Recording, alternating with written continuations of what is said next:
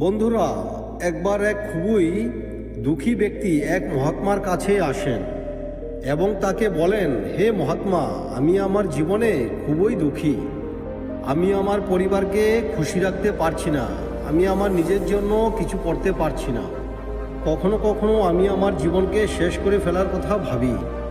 আপনি তো এত সাধনা করেন, এত তপস্যা করেন, আপনি কি আমাকে এমন কোনো রাস্তা বলতে পারেন যাতে করে আমি আমার এই খারাপ অবস্থা থেকে বাইরে বেরিয়ে আসতে পারি?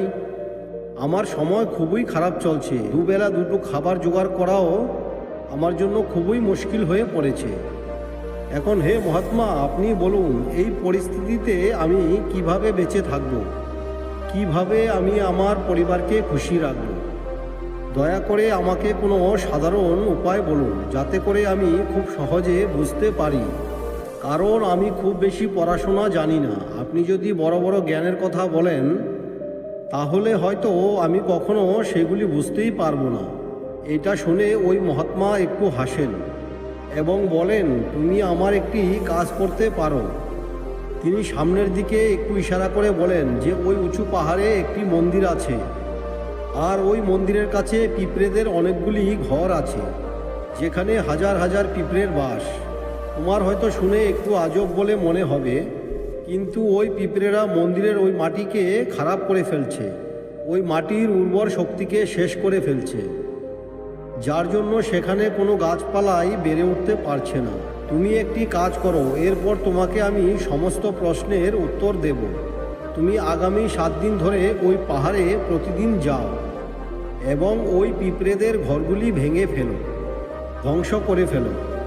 মন্দিরের আশেপাশে যেখানেই তুমি ওই পিঁপড়েদের ঘর দেখবে, সেখানেই সেগুলোকে তুমি ভেঙে ফেলো।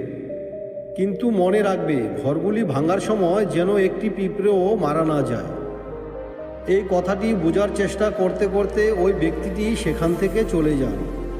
তিনি হয়তো ভালোভাবে বুঝতেই পারলেন না যে ওই মহাত্মা তাকে এইসব কেন করতে বলছিলেন। তিনি তো ওই পিঁপড়েদের ওপর অন্যায় করতে চলেছেন, তাদের ঘর ভেঙে ফেলতে চাইছেন, তাদের ক্ষতি করতে চাইছেন। এই ধরনের কর্ম কি এমন কোনো মহাত্মা করেন? কিন্তু তবুও তিনি ওই মহাত্মার কথা শুনে ওই পাহাড়ের উপরে চড়তে শুরু করে দেন। যখন তিনি প্রথমবার সেখানে যান, তখন তিনি দেখেন যে সেখানে হাজারো হাজারো পিঁপড়ে নিজের খাবার একত্রিত করতে ব্যস্ত। সমস্ত পিঁপড়েরা লাইন দিয়ে একটু একটু করে আনাজ নিজেদের ঘরে জমা করতে ছিল। এটা দেখে প্রথমে তো ওই ব্যক্তির মন দুর্বল হয়ে পড়ে। তিনি ভাবেন, এরা এত পরিশ্রম করে নিজেদের ঘর ভরে তুলছে, আর আমি এদের ঘর ভেঙে ফেলবো? এদের কতটা খারাপ লাগবে। কিন্তু আবার তিনি ওই মহাত্মার কথা ভেবে ওই ঘরগুলি তিনি ভাঙতে শুরু করে দেন। সঙ্গে সঙ্গে পিঁপড়েদের মধ্যে হাহাকার শুরু হয়ে পড়ে। এখনো পর্যন্ত যেই সমস্ত পিঁপড়েরা একত্রিত হয়ে চলাফেরা করছিল, তারা নিজেদের জীবন বাঁচানোর জন্য এদিক ওদিক দৌড়াতে থাকে। কিছুক্ষণের মধ্যেই সমস্ত ঘর ধ্বংস হয়ে যায় এবং সমস্ত পিঁপড়েরা ছত্রভঙ্গ হয়ে পড়ে। নিজের কর্ম সম্পন্ন করার পর ওই ব্যক্তি দুঃখী মনে বাড়ি ফিরে আসে। তার মন খুবই উদাস হয়ে পড়ে, দুঃখী হয়ে পড়ে। তার মন আফসোসে ভরে ওঠে। এরপর তিনি রাত্রে নিজের বিছানায় শুয়ে শুয়ে ভাবেন, এখন তো ওই পিঁপড়েদের ঘর ধ্বংস হয়ে গেছে, তাহলে আবার পরের দিন ওইখানে যাওয়ার কি প্রয়োজন, আর কি লাভ হবে? কারণ ওই পিঁপড়েদের ঘর ধ্বংস করার জন্য ওই মহাত্মা আমাকে বলেছিলেন, যেটা তো আমি করে ফেলেছি। কিন্তু কিছুক্ষণ ভাবনা চিন্তা করার পর তিনি আবার পরের দিন সেখানে যাওয়ার কথা ভাবেন। আর পরের দিন সকালে উঠে ওই পাহাড়ের মধ্যে পৌঁছে যান। সেখানে তিনি ওই জায়গায় গিয়ে পৌঁছান যেখানে তিনি আগের দিন সমস্ত কিছু ধ্বংস করে ফেলেছিলেন। কিন্তু তিনি এটা দেখে অবাক হয়ে যান যে পিঁপড়েরা তাদের ঘর আবার ঠিক ওই জায়গাতেই তৈরি করে ফেলেছে। তারপর আবার তারা তাদের ঘরের জন্য দরকারি জিনিসপত্র একত্রিত করে চলেছে। ওই ব্যক্তি এটা দেখে ভাবেন যে এই পিঁপড়েরা কত মূর্খ, কত বোকা। এরা জানে যে কাল এদের ঘর এখানে সমস্ত কিছু ধ্বংস করে ফেলা হয়েছে, আর আবার তারা ওই জায়গাতেই তাদের নতুন ঘর আবার বানিয়ে ফেলেছে। এটা ভেবে ওই ব্যক্তির হাসি চলে আসে, কিন্তু তিনি ওই মহাত্মার কথা ভেবে আবার ওই পিঁপড়েদের ঘরগুলি ভেঙে ধ্বংস করে দেন। আবার ওই পিঁপড়েদের মধ্যে আলোড়ন সৃষ্টি হয় এবং তারা এদিকে ওইদিকে তাদের জীবন বাঁচানোর জন্য ছুটতে শুরু করে। কিছুক্ষণের মধ্যেই তাদের ঘর আবার ধ্বংস হয়ে যায়।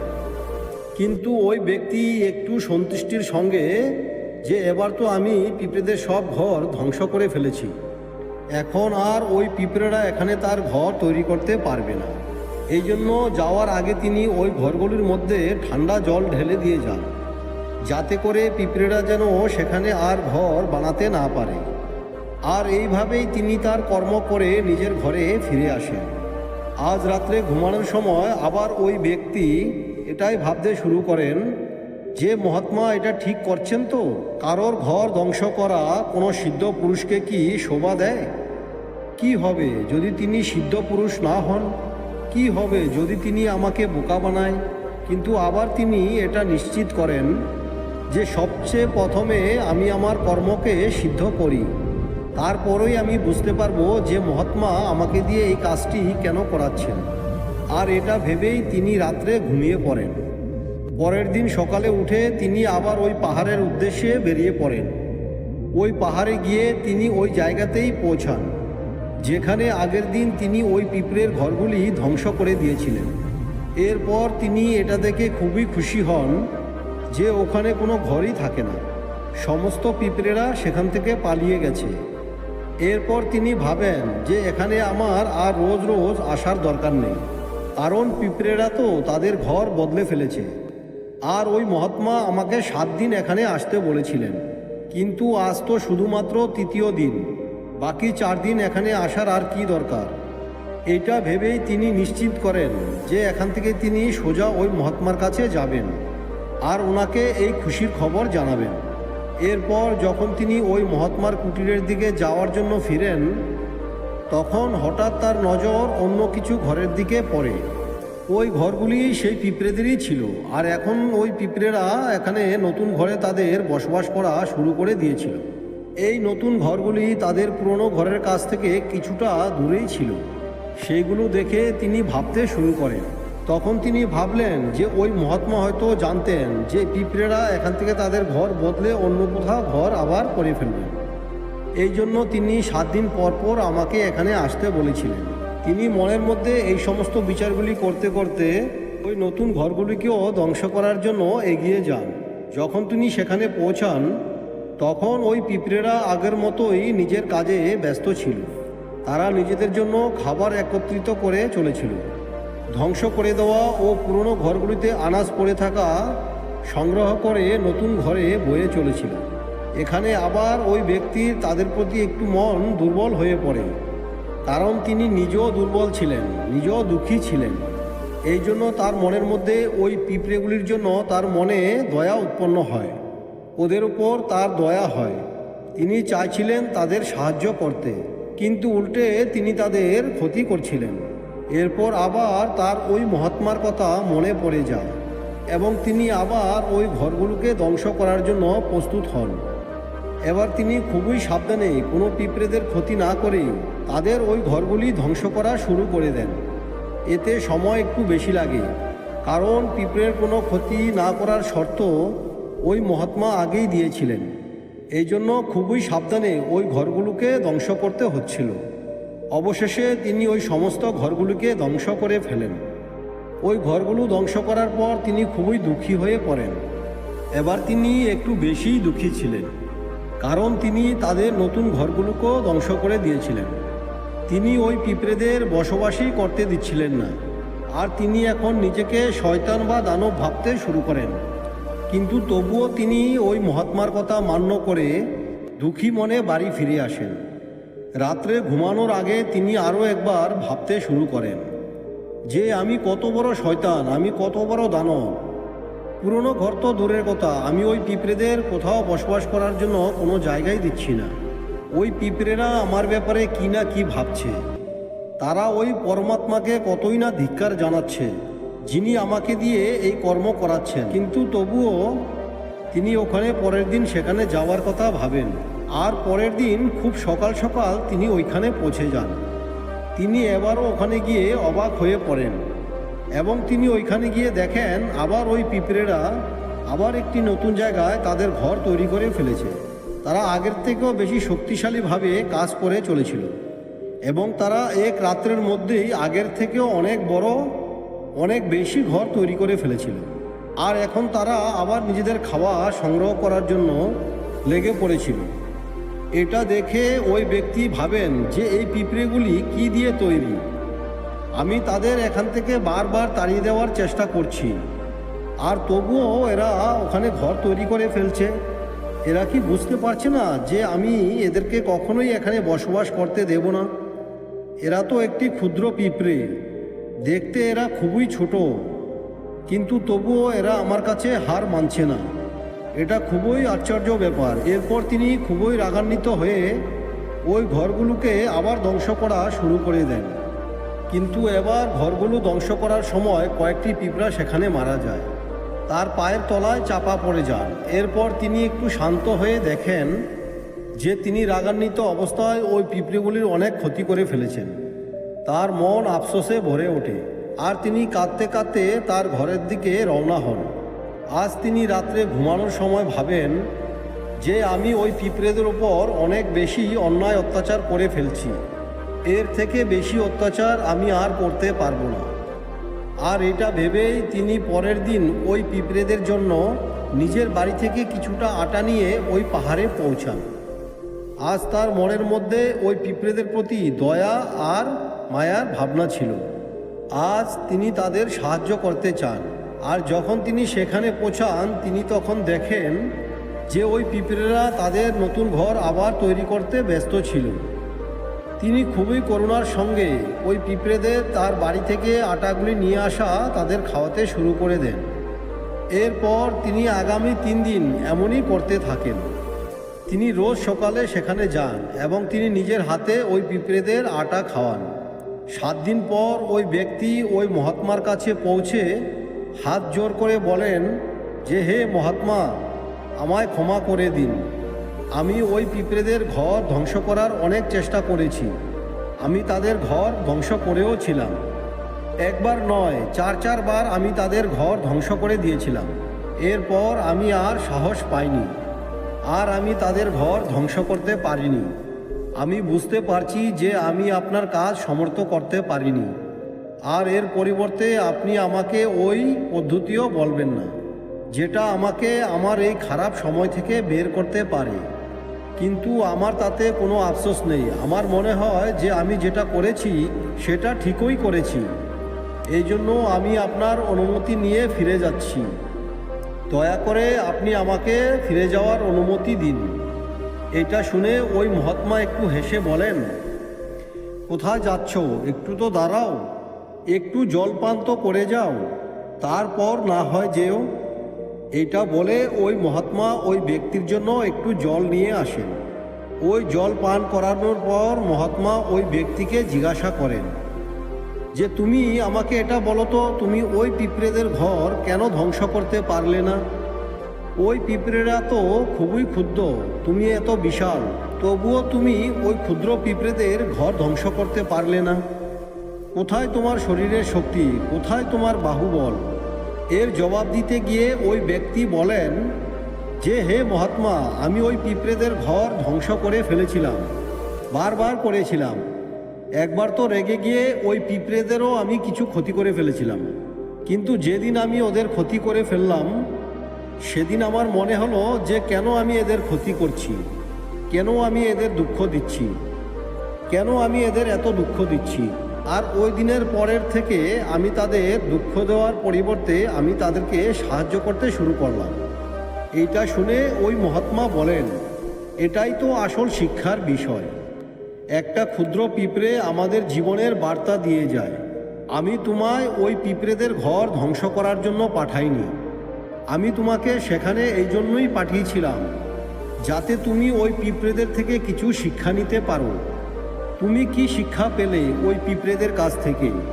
তুমি কি আমাকে সেটা বলতে পারো?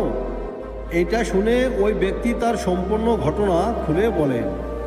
ওই সম্পূর্ণ ঘটনাটি শোনার পর মহাত্মা বলেন যে তুমি ওই পিঁপড়েদের কাছ থেকে যেটা শিখেছো সেটার মধ্যে প্রথম হলো তুমি যতবারই ওই পিঁপড়েদের ঘর ভাঙার চেষ্টা করো, যতবারই তুমি চেষ্টা করো যে ওই ঘরগুলো যেন ধ্বংস হয়ে যায়, কিন্তু তারা প্রত্যেকবার তাদের নতুন ঘর তৈরি করে ফেলে।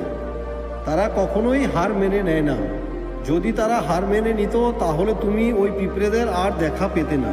কার্যশীলতার নামই হলো জীবন, কর্মশীলতার নামই হলো জীবন। কিন্তু আমরা মানুষেরা একবার হেরে যাওয়ার পরই ভেঙে পড়ি, হতাশ হয়ে পড়ি, আর এরপর জীবনে কখনোই কোনো কিছুর চেষ্টা করি না।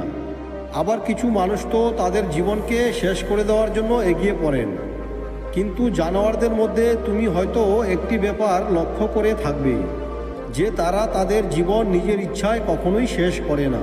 তুমি কখনোই এটা শুনবে না যে কোনো জানোয়ার তারা নিজেদের আত্মহত্যা করে নিয়েছে। এতে ওই জানোয়ার যতই ক্ষুধার্ত হোক না কেন, যতই দুঃখী হোক না কেন, কিন্তু তারা তাদের জীবনের জন্য সবসময় সংঘর্ষ করে চলে। অন্যদিকে আমরা মানুষেরা এক দুবার হতাশ হলেই আমরা আমাদের জীবনকে শেষ করে ফেলতে চাই। জীবন হলো কর্মশীলতা, কর্ম করে চলার নামই হলো জীবন। আর মৃত্যু হলো সর্বশেষ বিশ্রাম, অন্তিম বিশ্রাম, পরম বিশ্রাম। এই জন্য মৃত্যুর আগে কর্ম করা কখনোই ছাড়বে না, কারণ মৃত্যুর পরে তো তুমি পরম বিশ্রামে চলেই যাবে। তাহলে তার আগে কর্ম করা কেন ছেড়ে দিচ্ছ? কেন হতাশ হচ্ছ? যদি তোমার একটি ঘর ভেঙে পড়ে তাহলে তুমি দ্বিতীয় ঘর করার চেষ্টা করো। চেষ্টা করা ব্যক্তি কখনো হেরে যায় না। এটা তুমি ওই পিঁপড়েদের কাছ থেকেই তো দেখতে পেরেছো। দেখতে কত ক্ষুদ্র ওই পিঁপড়েরা, আর তুমি এত বড়, বিশাল। কিন্তু তাদের মন তোমার মনের থেকেও এত বেশি বড়, এত বেশি বিশাল, এত বেশি দৃঢ়, যে এতবার তাদের ঘর ধ্বংস করার সত্ত্বেও তারা কখনোই হার মেনে নেয়নি। আর দ্বিতীয় শিক্ষা হলো, যখনই আমাদের খারাপ সময় আসে আমাদের মনে হয় এই খারাপ সময় কখনোই যাবে না, এই খারাপ সময় আমাদের জীবনকে বরবাদ করে দেবে, আমাদের কখনোই ভালোভাবে বাঁচতে দেবে না। এই সমস্ত বিচার, এই সমস্ত খেয়াল, যেগুলোর আসলেই কোনো অস্তিত্ব নেই, যেগুলো আসলে মাত্রই এক বিচার, আর এই বিচারগুলোই আমাদের মনকে অশান্ত করে তোলে। আর এই জন্যই আমরা চেষ্টা করাও ছেড়ে দিই। কিন্তু তুমি নিজে একটু ভাবো যে বারবার এই প্রকৃতি আমাদের ক্ষতি করবে, আমাদের পরিশ্রম নষ্ট করবে, কিন্তু কতক্ষণ করবে, কতবার করবে? যদি আমরা বারবার আবার উঠে দাঁড়াই, আবার নতুন করে চেষ্টা করে চলি, তাহলে প্রকৃতিও আমাদের সামনে মাথা নত করতে বাধ্য হবে। আর সেও একদিন আমাদের প্রতি দয়াবান হয়ে পড়বে, আর আমাদের দু হাত ভরে দেবে। সে আমাদের সব কিছু দেবে, যেগুলো আমরা কখনো না কখনো কামনা করেছি। তুমি নিজেই দেখলে যে তুমি ওই পিঁপড়েদের ধ্বংস করার জন্য গিয়েছিলে, কিন্তু পরে তুমি নিজেই ওই পিঁপড়েদের আনাজ এবং আটা দিতে শুরু করো। তুমি তাদের উপর দয়াবান হয়ে পড়ো, কারণ তুমি দেখলে ওই পিঁপড়েরা হারই মানতে চায় না। ঠিক এইভাবেই যদি তুমি তোমার জীবনে কখনো হার না মানো, তাহলে একদিন না একদিন এই প্রকৃতি তোমাকে সমস্ত ওই জিনিসগুলি দেবে যেগুলি তুমি তোমার জীবনে পেতে চাও। আর এই জন্য এই দুটো শিক্ষা সবসময় মনে রাখবে। প্রথম, কর্মশীলতা, কর্ম করে যাওয়া। আর দ্বিতীয়, এই প্রকৃতি তোমাকে ওই কর্মের ফল অবশ্যই একদিন না একদিন দেবে। তো বন্ধুরা, কেমন লাগলো এই ভিডিওটি?